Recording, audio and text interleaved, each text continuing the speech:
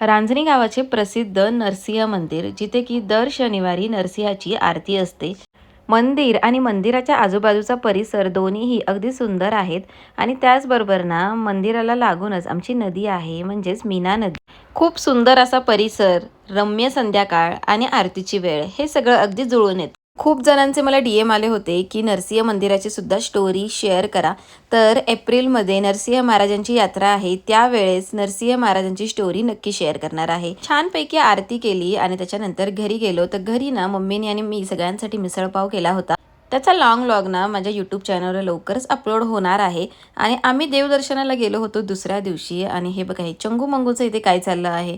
तर आजूबाजूला छान असा परिसर होता आणि हे ना मस्त एन्जॉय करत होते. चंगू मंगू ना झाडाची पानं तोडत होते आणि त्यांचं काहीतरी चाललं होतं की आपण ही पानं घरी घेऊन जाऊया. आणि काय करायचं होतं काय खरंच म्हणजे काही माहिती नाही. त्या दोघांचं ना काही ना काहीतरी दिवसभर चालू असायचं आणि फार मजा यायची. आणि इथे ना आमच्या रियांश दादाचं काहीतरी वेगळंच एक्सपेरिमेंट चालू होतं.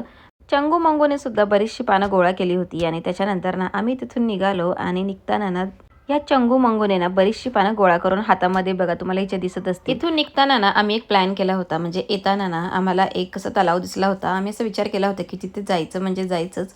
आणि त्याच्यानंतर ना आम्ही तिथं गेलो सुद्धा. खूप मजा आली त्या पाण्यामध्ये ना, आम्ही छान खेळलो. आणि मग त्याच्यानंतर आम्ही गेलो आमच्या घरी. तर हा सुंदर असा परिसर तुम्ही बघू शकता. जवळच डोंगर होता.